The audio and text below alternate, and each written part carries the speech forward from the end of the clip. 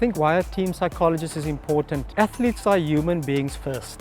They're just human beings with extraordinary skills, abilities, talents, and potential. So I think when you have a group of human beings together in a pressurized space, I think it's important to have a team psychologist on board because there are all kinds of human issues that can affect performance. For example, self-esteem, self-confidence, life issues outside the game, fatigue with long itineraries, dealing with pressure, being exposed to the public. Those are all human issues. It's got nothing to do with whether you're a batter, a bowler, or all-rounder. And I think dealing with those human issues, you need a psychologist on board that can support the athlete, that can support the player, and therefore really unlock performance. So that's for me the main reason why a team psychologist is crucial, because you're dealing with people. When you bring a team together, you're going to keep a team together. And a team psychologist is integral to building a powerful culture for the team. Now, a culture is basically how are we going to be together as a bunch of human beings on the high performance path. And you need special facilitation and special skills to basically manufacture a powerful, sustainable culture. Culture is the glue that binds a team. It's made up of values, principles, non-negotiables, rules, and the things that will keep us together as a team. And that for me needs specialization. For example, what can kill a team isn't so much performance, because some days you win, some days you lose. But what will keep a team together is its culture. Culture killers are entitlement, laziness, racism, how not to stay together in times of conflict, jealousy. Those things can break a team, not so much performance. Performance comes and goes, it's variable based on the day, and that's cricket. Team culture boosters that I facilitate with teams, working hard, love, family, courage, courageous conversations, addressing diversity, more love, and obviously healthy support. And those are the things that a team psychologist would take care of day in, day out. And that can make or break performance for sure in my 22 years of experience. I think the big thing is that they've been on the road for more than a month. So looking at player wellness, AKA happiness, AKA feeling supported, feeling encouraged, morale. I think that's my main focus at the moment. Any tournament is long. And even if you're performing well, how do you stay optimistic? How do you stay positive on the road?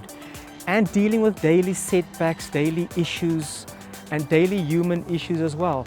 So my main job is to keeping them motivated, engaged, positive. And that I do through daily chats, daily sessions, one-on-one. I do that as well with a climate check with the team, as well as with the management group. So mental stamina for this journey that the junior Proteas are on is essential to their success. You can be fit, you can be fast, you can have great shape in the nets as a batter, but if you're not mentally engaged, or if you're mentally exhausted, you might as well go home.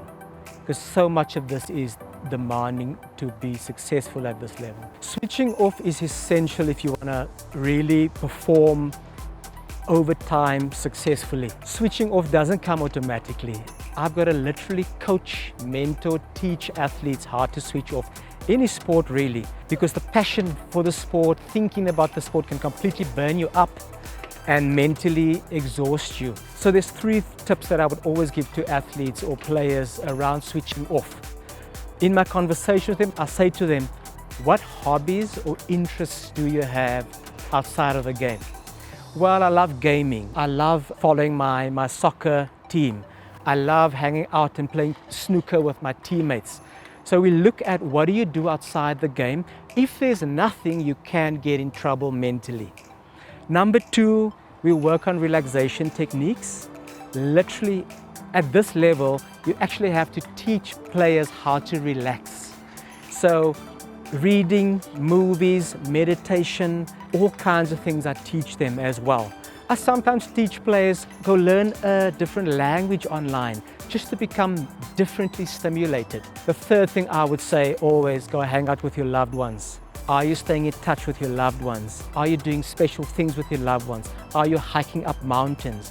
Are you hanging out with your buddies? So not to socially isolate, stay socially connected. And those are three key plans that have gotten a lot of players out of trouble when it comes to switching off. But switching off is extremely tough, especially on the long road, on the tour. So daily conversations for them would be about, what are you doing to switch off? How are you relaxing? How are you staying connected to your people? Yeah, Eugene, as a sports psychologist, it was monumental.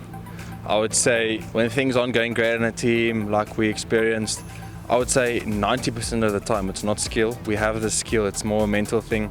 And just having someone who understands the psychology of cricket has had such a great impact. And it's helped so much. I mean, we play games with clear minds, and his methods is unreal. I think just identifying what exactly the pressure is that you're sort of dealing with, he helps you talk you through that and things like that, because a lot of people say, yes, there's pressure on us doing this and this, but identifying exactly what causes the pressure, whether it's expectations or things like that, it's pretty important to know exactly where the pressure is coming from, and then it obviously helps dealing with that a lot easier. There are three kinds of pressure essentially when it comes to what can make or break performance. The first one is social pressure. With a World Cup or any other major tournament these days, you're exposed to the public, you're exposed to social media, you face criticism, you face blessing, you face just the struggle around being exposed, doing a job while millions are watching. That's the key pressure I have to navigate with a team. Secondly, there's peer pressure. I really want to do well for my teammates, and understanding that pressure. The third thing, obviously, is competitive pressure. How do I play well? How do I stay positive despite a tough game situation? So what I normally do with players is we work on courage, which is very, very important. There's the fear of failure, and then there's the ability to be courageous. So having that mental shift from fearing failure to claiming courage, that's a major conversation. The second conversation, obviously, is when under pressure, how do you control what you've been training to do day in, day out? So we look at visualization, we look at breathe exercises, we look at staying confident in your head, talking to yourself positively at all times. So really controlling what you can control under a pressure situation. The third thing, which is very important around beating pressure, is to stay connected as a group. So on-field team communication, high fives, shouting, encouragement. Team synergy is essential to dealing with pressure.